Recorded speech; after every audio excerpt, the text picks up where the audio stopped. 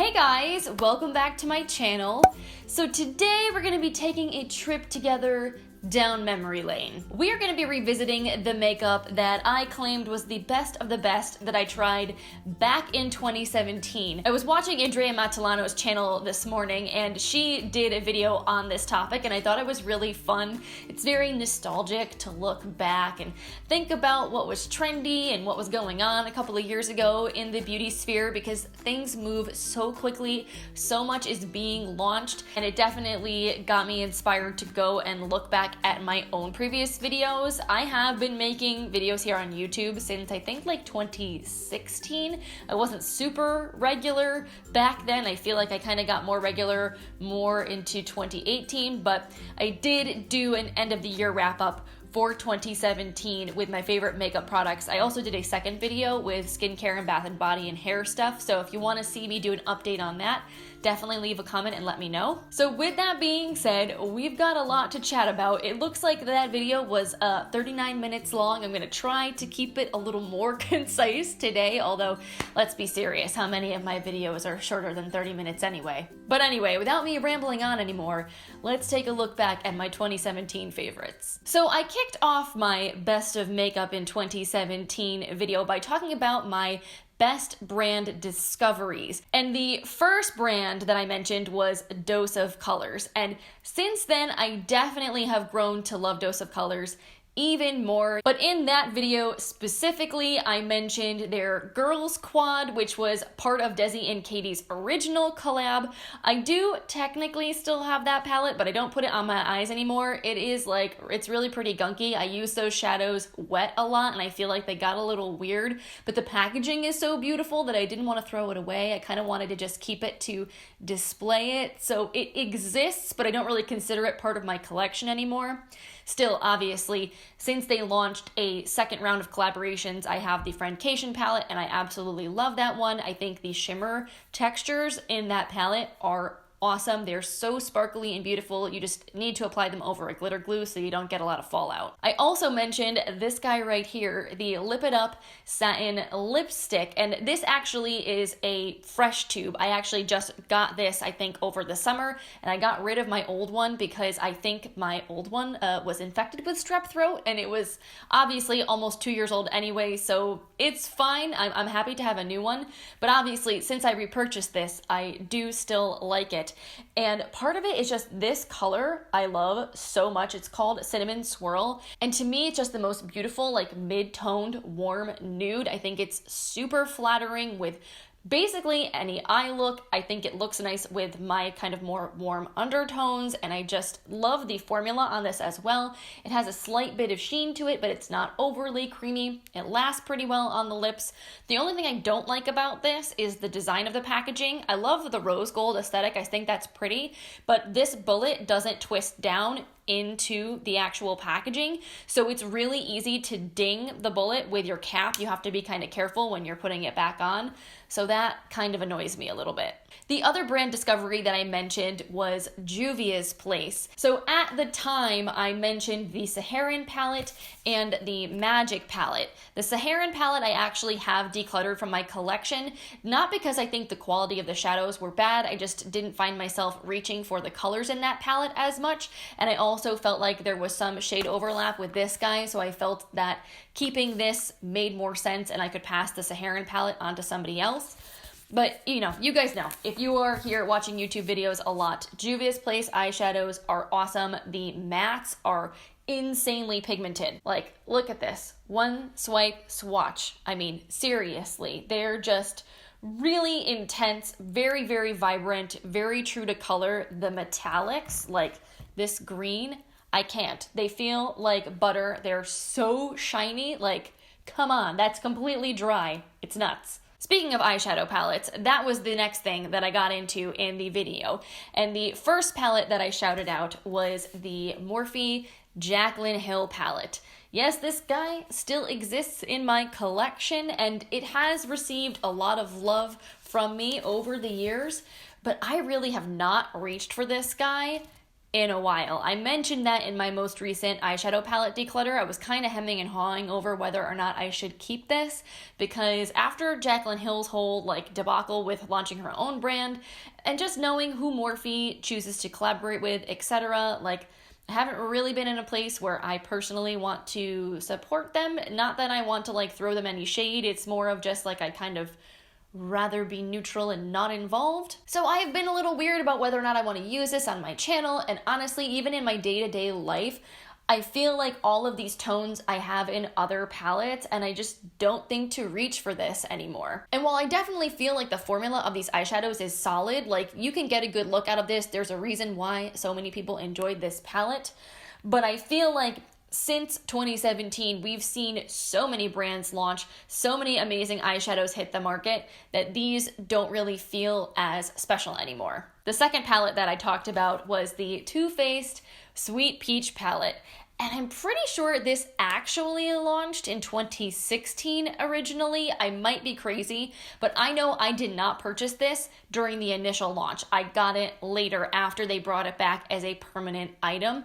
But man, I love this palette. I wore this so much back in like 2017, 2018.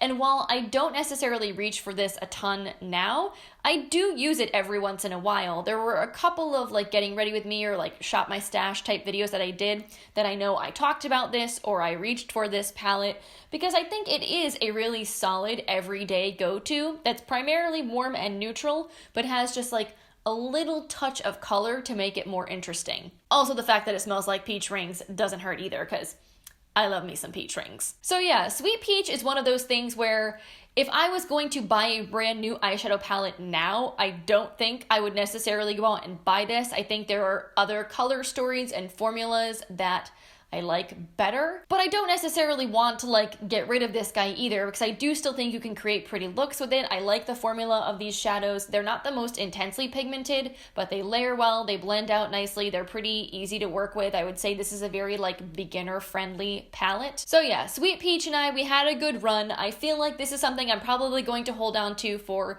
a little while longer, but knowing that it's, you know, getting to the point where it's 2 years old, I probably won't keep it much past 2020. Now, the next palette I talked about, I don't have in my collection anymore. It has been decluttered, and that is the Tarte Tartist Pro palette.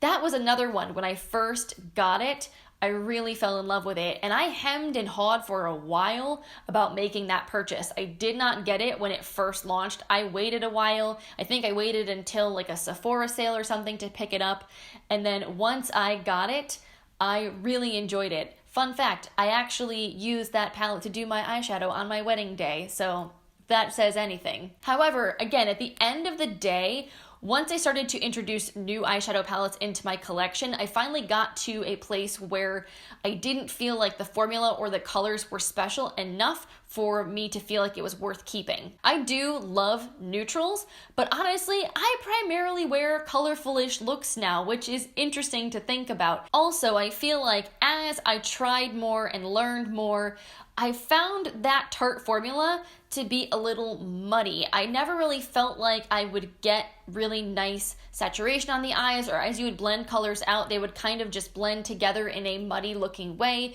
You wouldn't get a lot of vibrancy from those shades. So I think ultimately that's why I decided that it was just kind of taking up extra space in my collection. I was finding myself not really wanting to reach for it anymore, so I gave it away. On the drugstore end, I also mentioned loving the Pixi It's Judy Time palette. Honestly, that was a really great palette. Yes, it's very neutral, but as far as like everyday basic eye looks go, it was a really nice palette. I think I ended up decluttering that one because I got sent 2 new palettes in PR from Pixi, and I decided that I would keep those and that I would pass on the It's Eye Time palette to somebody else, just because even though I liked it, I thought maybe somebody else would get more use out of it. But every once in a while, I do still kind of miss that guy, because I did think the colors in it were really beautiful. There was like a really gorgeous gold shimmer in there and some warm tones. Honestly, Pixi eyeshadows are underrated in my opinion. The metallics especially are very, very shiny and foiled, really creamy, very pigmented. I really like the way they look on the eyes. And I think the mattes, while they're a bit more on the sheer side, They can be built up really nicely and they are not patchy at all, so they're very easy to work with. And then finally, the last eyeshadow that I mentioned were ColourPop's Magnetic Singles. Isn't it crazy to think about the fact that ColourPop has only been making eyeshadow like this for like not even 2 full years yet? So this is my current collection of singles. I'm pretty sure 2 years ago I did not have anywhere near as many of these as now, but from the first time I used ColourPop eyeshadows, I absolutely fell in love with them, and I still think they are one of the best eyeshadow formulas you can get out there for the price. It's funny because now ColourPop is launching a new palette every week, it seems, so I feel like their singles don't get as much attention as they used to, but they are still awesome. When they do their build your own palette bundle deals and you can get, what is it, like a 24 pan eyeshadow palette for $44, it is the best investment. Honestly, if you are able to create a custom palette with shades you know you're going to use and love, it will be a better investment of your money probably than buying any pre-curated palette. Now that being said, every ColourPop eyeshadow is not the same formula-wise. Some have different textures, even among the shimmers. Some are more sheer toppers, some are more foiled and metallic. I definitely recommend going to Temptalia's website and looking through her swatch library because she has swatched pretty much almost every single ColourPop eyeshadow ever, and she rates them all with like letter grading. It's really handy. So if you don't know where to start with buying ColourPop singles, I highly recommend using her website as a resource. But yeah, I definitely still stand behind that recommendation. I still use and love these. I'm pretty sure it was in the spring of this year I did a challenge where all I used were these eyeshadows for an entire month. I didn't use any of my other palettes, and I had so much fun. I did some really fun looks. If I have any videos from that month, maybe I'll throw them like up here in the cards for you guys or in the description box in case you want to check them out. But yeah, I think ColourPop does amazing things with eyeshadows. As far as my personal favorite shades that I would recommend, I think Glass Bull is always a great one just because this is a really unique shade. It's kind of one of those duochromes that's blue and purple. It's very ethereal. It looks really nice wet, especially. It gives this really pretty sheen to the eyes. I also love Labyrinth. This is a really boring shade because it's just kind of like a matte mauve tone, but honestly, this is one of the best crease transition shades I've ever used. I love it so much. You know, I'm one of those people that really enjoys rosy toned looks, and this is just like the perfect crease transition shade for that type of look if you have my skin tone. I also really like 20 something. This is a really shimmery, glittery gold kind of color. And Paper Tiger, this was one of the first shades that they ever launched. It's like this really cool mustard yellow tone. It's very unique, and I feel like, again, a really nice color for transitioning in warm looks.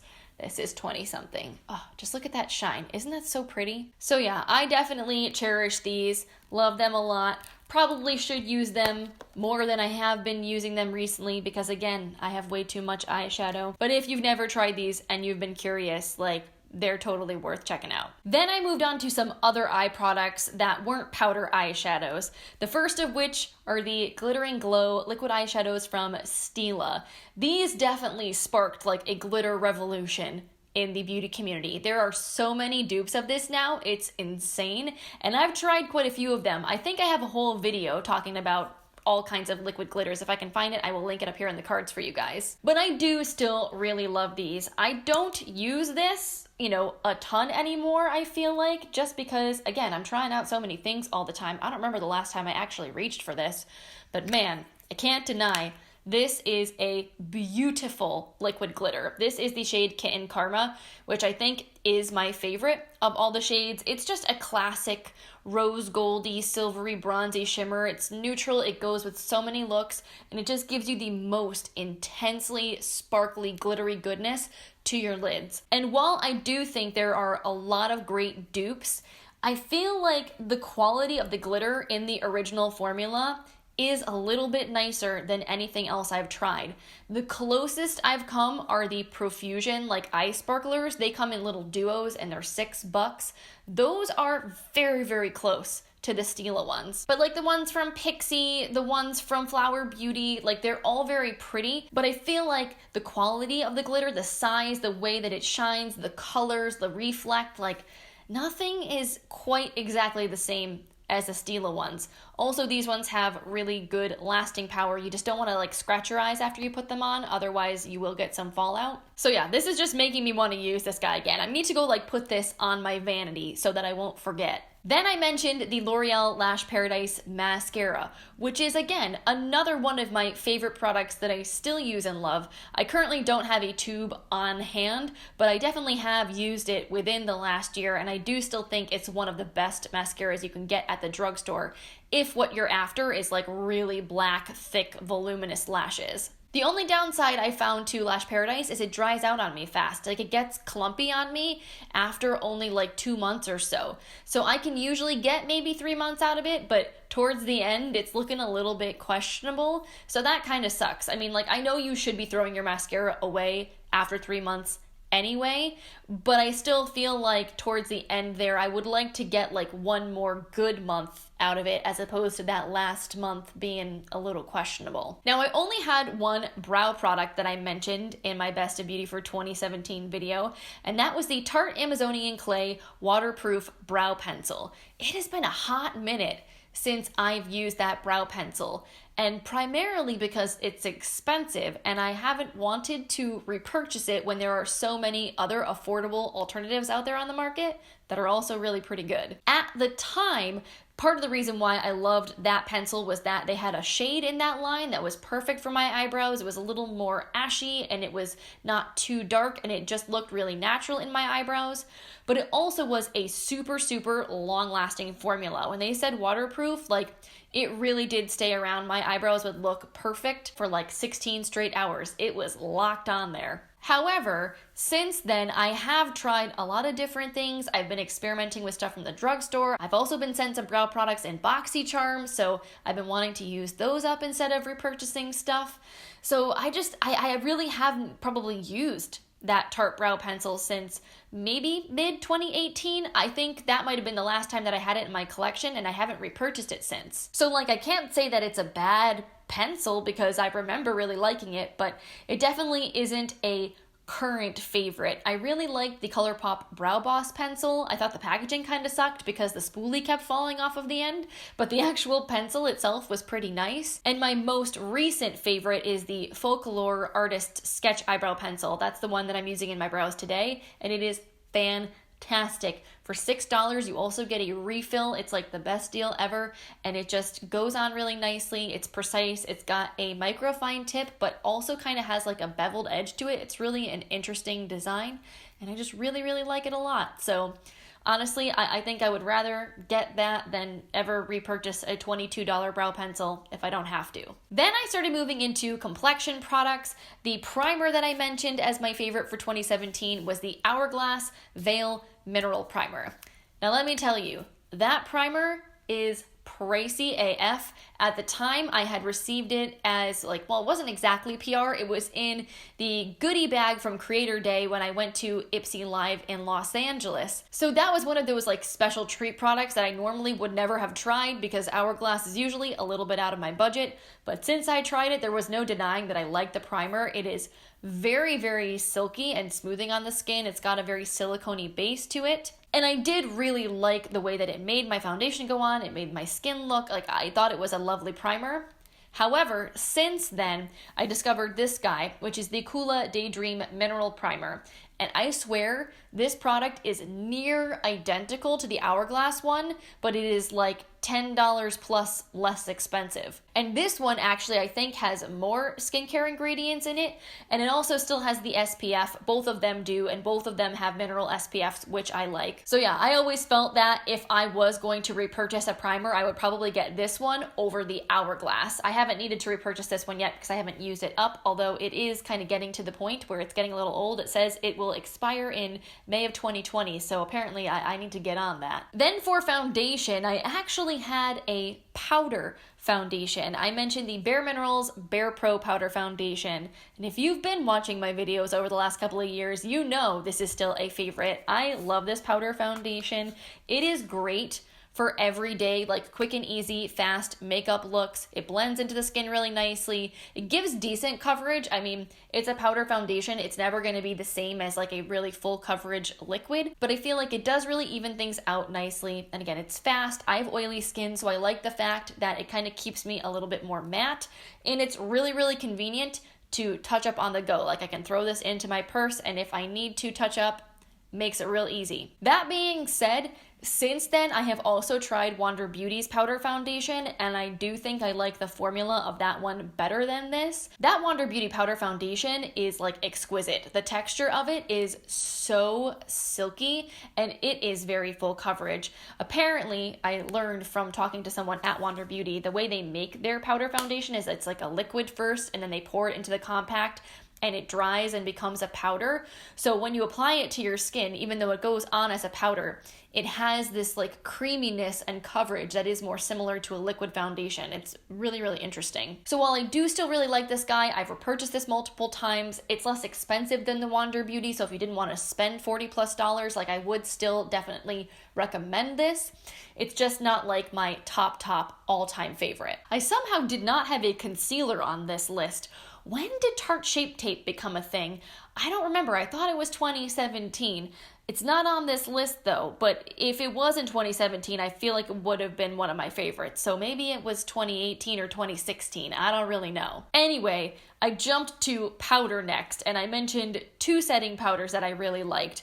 The first was the Cover FX Perfect Setting Powder, which I actually just decluttered in a recent empties video. I had that guy for a very long time. It was time for us to part ways. I do still like that setting powder. I just don't think that it is mattifying enough for my skin type, which is very oily. I think the Perfect Setting Powder is better for people with normal to dry skin, and I think their matte setting powder is better for people with combination to oily skin. I did have a sample of the matte one, and I tried that one out, and I just ended up liking it better. However, I do still feel like it is a very blurring powder. It's very finely milled. It's soft. Like, I don't know. I just feel like it's hard nowadays with powder because there are so many that are great, and it just feels like you're nitpicking trying to decide which one is better than the other because the differences are so minute.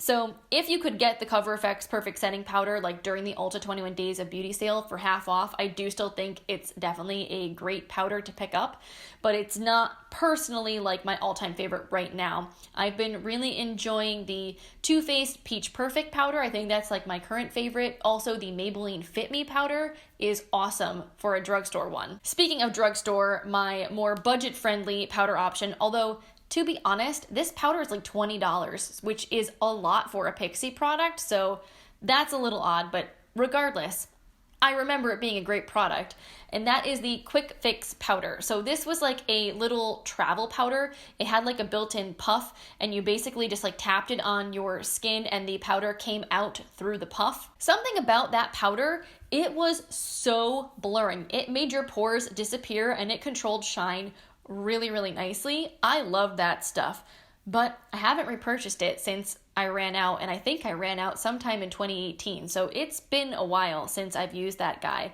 And honestly, well, there's two reasons why I haven't, repurchased it. It's A, it's expensive for what it is, and B, I have so much other powder. I kind of went on like a little binge at the beginning of 2019. I feel like a lot of powders were launching, and I wanted to try all of them. So now I have way more powder than I know what to do with, so I have not needed to repurchase that guy. Would I use it again though? Sure, like I do remember really, really liking it, and when we had a good run, I used the whole thing up. But I haven't used it at all in 2019, and I certainly haven't used it since having tried all these other powders, so I can't really speak to whether or not I feel like it's as good as I remember it. Now, I didn't mention any bronzers or blushes in my favorites, which is interesting. I think the way that I was feeling this particular year, I didn't want to force myself to pick something from every single category. I just wanted to talk about the products that I fell in love with most, regardless if there were multiples from the same category, so I think that's why. So I basically moved on to highlight, and I had 3 of them that I mentioned. The first was Wet n Wild Precious Petals. This is a beautiful highlight, and obviously I still have it. I still love it. It's a really pretty like duochrome peachy pinky gold color. I think it looks really nice if you have a light medium complexion and slightly more warm undertones. And for what, like $5 I think these retail for? I do still think this is an awesome highlighter formula. It's very soft on the skin, it blends out nicely, it gives a lot of shine, and actually since then I have added 2 more shades of the Mega Glow highlights to my collection. I also mentioned the Milani Strobelight Instant Glow Powder in the shade Sunglow. And again, I do still love this highlight. I think this is a very underrated formula. It's so beautiful. It gives such a nice shine to the cheeks. It's again very smooth, very soft, not too chunky or glittery or metallic or anything like that. You can kind of put it on sheerly for like a little bit of glow, or you can really build it up and make it blinding.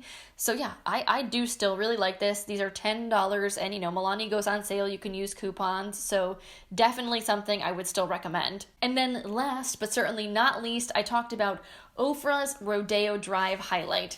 And at the time I had it in a single, I had gotten it in my BoxyCharm and I loved that highlight to death. But I ended up decluttering it, and not because I didn't like it anymore, but because I ended up getting Rodeo Drive in other Ofra highlights. So I had received in an Ipsy event that I went to the All of the Lights highlight from Ofra, which is one pan that's split into 4 quadrants and has 4 different highlights in there. So I figured if I had Rodeo Drive in that compact, it made more sense to hold on to that as opposed to keeping the whole giant single pan. And then like more recently, I got this guy from going to Ipsy Live in New York this fall. This is their Hot Cocoa bronzer and highlight duo that's part of their Holiday 2019 collection.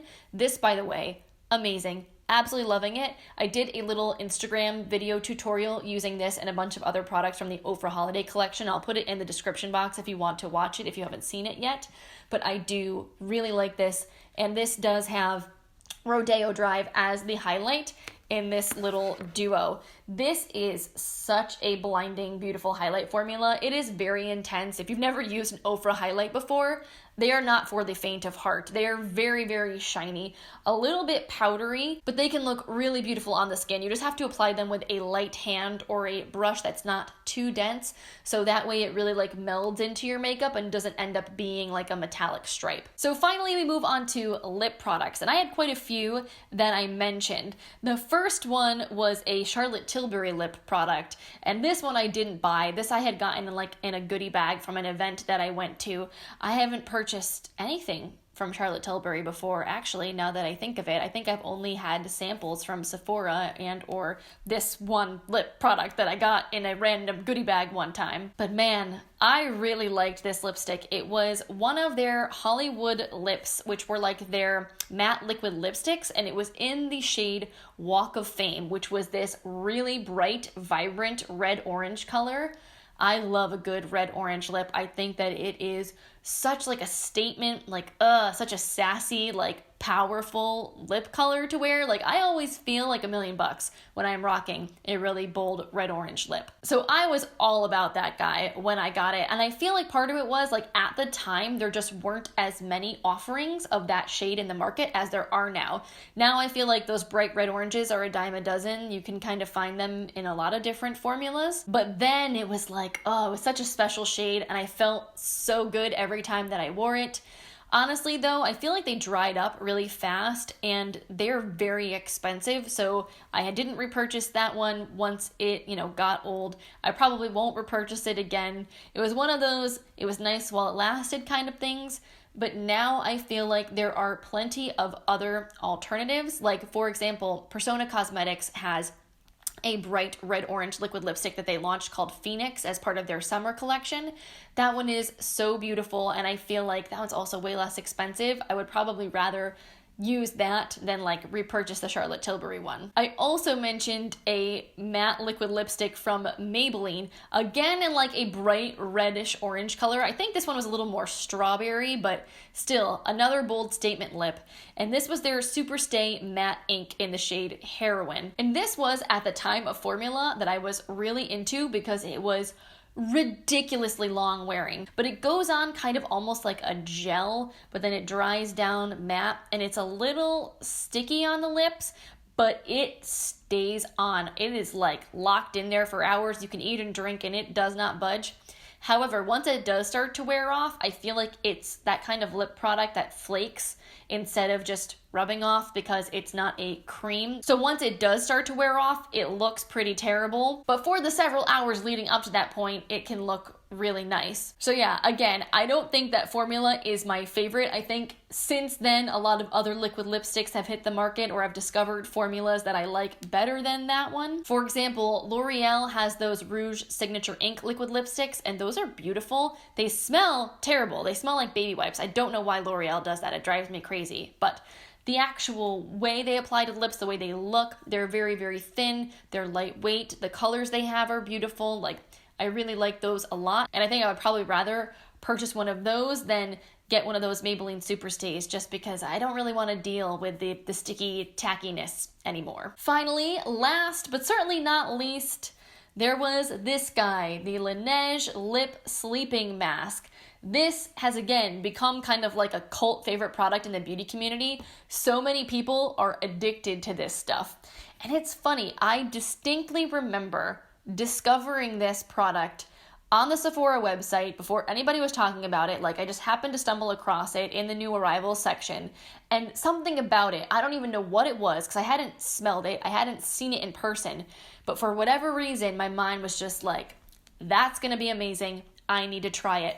And I remember in 2017, like, stalking Sephora, hoping they were going to add it into one of their gift sets. I think I maybe had them make me a sample so I could try it. And it was one of those like love at first use things. Like, the first time that I tried it, it was everything that I hoped and dreamed that it would be. It smells like bubblegum. It's really delicious. It's got a very creamy, luxurious texture. It makes your lips feel so soft and plump. It's so pleasant. I love this stuff. I loved it then. I still love it now. This is not the same jar that I had in 2017. This is a more recent 100-point perk that I picked up. But yeah, I do definitely still love this lip balm. I actually just talked about it in my holiday wish list video that I've never owned it in full size and that I really, really want to get the apple lime version because that to me just sounds incredible. All right, guys, so I think that about wraps things up. That was everything that I talked about in my Best of Beauty 2017 video. I hope you guys enjoyed hearing my updated thoughts on these products. If you did, I hope you will consider giving this video a thumbs up.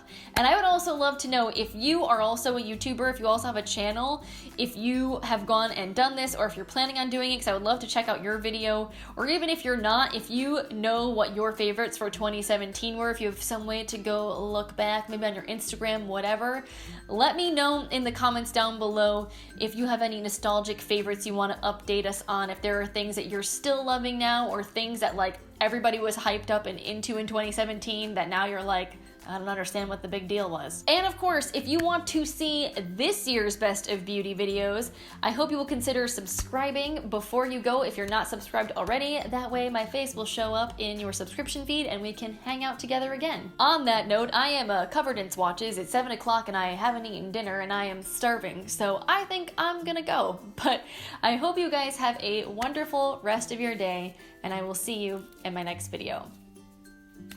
Bye, guys.